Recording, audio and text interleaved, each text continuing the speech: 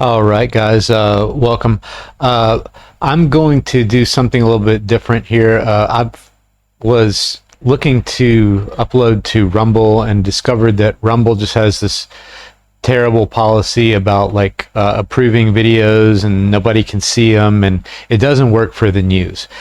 So I'm going to try live streaming to Rumble while I do this, and then it's also recording a video, and so then I'll upload the recorded video to YouTube and BitChute, and we'll see if it works as a method to put videos on Rumble, BitChute, and YouTube. I think it should be all right. So this is going to be a news roundup here. It's August 30th, 2025. So let's have a little bit of an intro here to what we're going to be doing. As you can see, there's something here with maybe a crazy person and Kamala. So let's have a look here. We've got in today's news, global and domestic tensions take center stage as Europe bolsters its war economy, with Rheinmetall opening the continent's largest ammunition factory, signaling a shift toward heightened military preparedness. Meanwhile, in the U.S., a provocative call to bring back asylums sparks debate over transgender issues, reflecting growing cultural fatigue. On the crime front, U.S. Treasury highlights the critical role of Chinese money launderers in fueling cartel fentanyl trafficking, underscoring the global nature of the opioid crisis. Adding a political twist, President Trump cancels extended Secret Service protection for former Vice President Kamala Harris's book tour, raising eyebrows and heightened political divisions. So let's jump in here and get into these articles a little bit here. Here's the first one. Europe on the path to the war economy. Rheinmetall opens the continent's largest ammo factory. So in Unterlüß, Lower Saxony, Europe's largest ammunition factory, began production yesterday. What started clandestinely is now being publicly scaled with full firepower. The European Union is building its own war economy. So here's why I included this, okay? There's something called the Northern Group, and the Northern Group predates the Ukraine-Russia war, but it has really come to center stage and become a very important key player in NATO's involvement in the war in Ukraine. And basically, so it's very complicated, but essentially Europe's economy is on the skids. It has no chance of pulling out. And so if you've ever heard of a guy named Gerald Celente, he has a great saying, and the saying goes, when all else fails, they take you to war. And that's exactly what NATO is doing, and it's kind of being spearheaded by the Northern Group. And so you might see a headline that says, they opened the largest ammo factory, Okay, listen, when all else fails, they take you to war. That's what's happening in Europe, okay? And it's gonna, you can see here that it's gonna give some history, like Southern Europe could never recover, blah blah blah blah. It's very simple. When all else fails, they take you to war. That's all it is. There's nothing more to it. NATO has gone all in. If this is a poker table, they've shoved in all their chips. They're going all in on the Ukraine war. They think they're going to divide up Russia. A really good person to listen to about this is Alex Jones. Alex Jones knows it backwards and forwards, like what all they want to do and everything.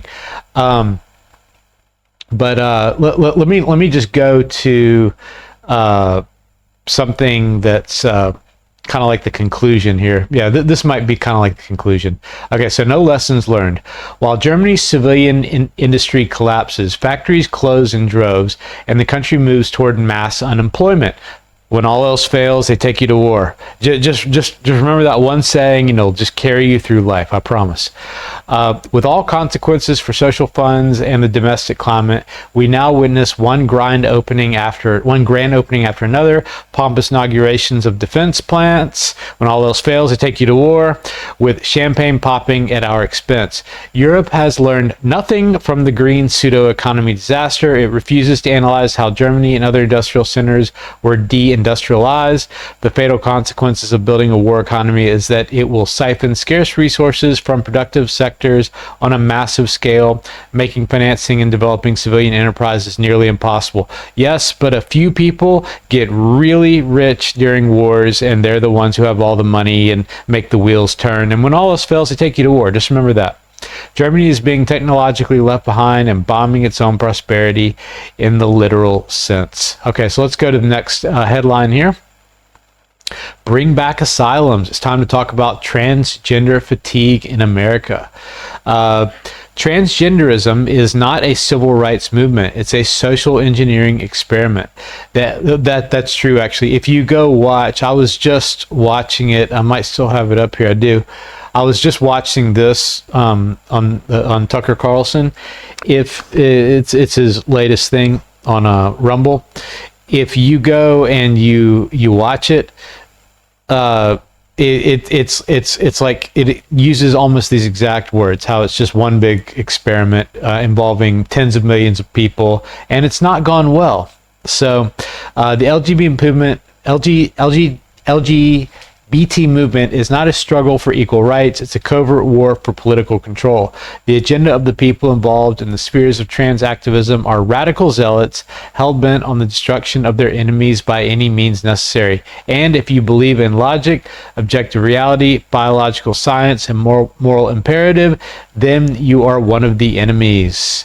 So, this is coming on the heels of the shooter in Minneapolis, who was a man who transitioned to a woman, and you can tell just by looking at the manifesto notebook that there was extreme depression, and more than likely there were SSRIs involved, which is what they talk about in that Tucker Carlson episode. And there's been a lot of other talk about this if you've been looking in the right places. So a prime strategy of the trans movement is the indoctrination of our children. Okay, well, really no need to go on there. We all know this, right? They're coming. They made a song, we're coming to get your children, or however that song went. That's not surprising to anyone. I'm just going to skip ahead here to something that's kind of acting like the conclusion. We'll just read the last paragraph here. Over time, the cancer of wokeness is going to disappear, but this long-term cultural shift does not resolve the immediate threat. Either we throw them up in padded rooms or we boot them from the country. But letting these zealots continue to wreak havoc or possibly regain political power one day is not an option. So the gist of this article is it's talking about the people who are creating the transgenders, along with the transgenders, are probably the ones who belong in padded rooms. It's a very serious thing, but it's we all know they're not going to end up in padded rooms, so it's sort of poking fun at it in a way, in my opinion, because obviously they're not going to end up that way. So here's one that's quite serious. The Treasury says Chinese money launderers vital to cartel fentanyl trafficking.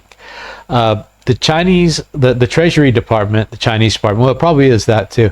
The Treasury Department revealed in an August 28th advisory the scope of Chinese money laundering networks' role in the fentanyl crisis and the harm they have caused the United States.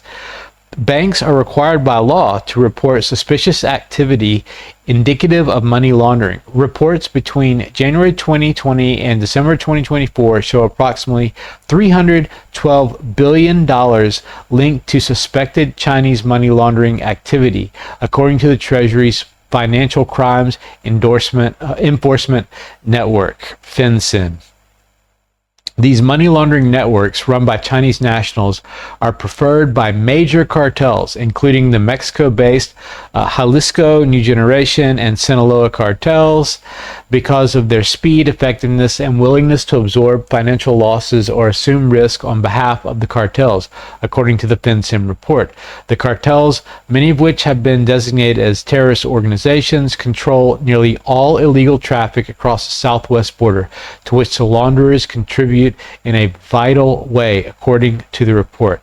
Money laundering networks linked to individual passport holders from the People's Republic of China enable cartels to poison Americans with fentanyl, conduct human trafficking, and wreak havoc among communities across our great nation.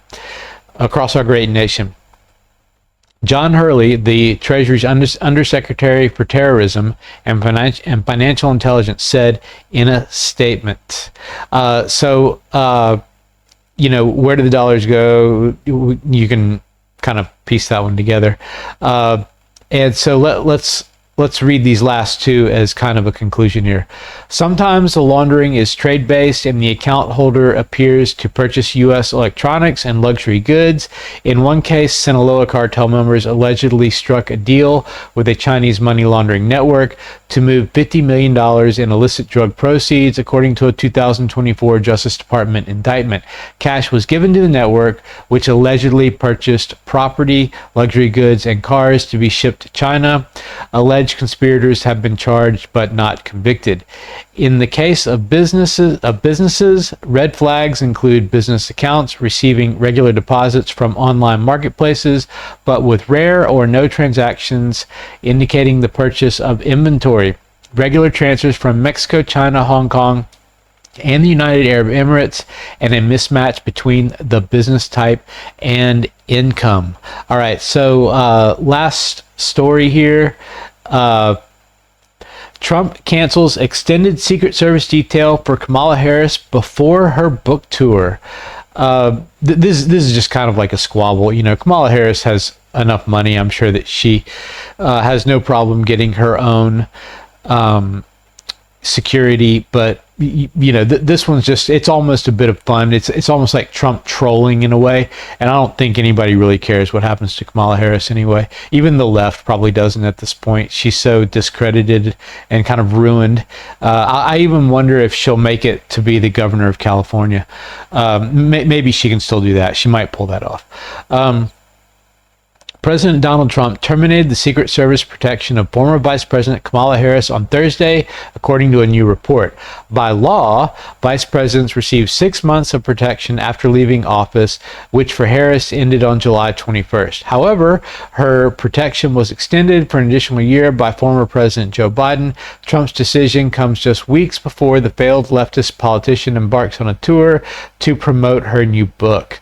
You are hereby authorized to discontinue any security-related procedures previously authorized by executive memorandum beyond those required by law. For the following individual, effective September 1st, 2025, former Vice President Kamala D. Harris, according to a letter sent from the Trump administration to Harris. She can, like I said, she can afford her own security anyway. What the world saw on the campaign trail was only part of the story. My new book is a behind-the-scenes look at my experience leading the shortest presidential campaign in modern history. Wow, I'm sure that a bunch of book sales will come from China.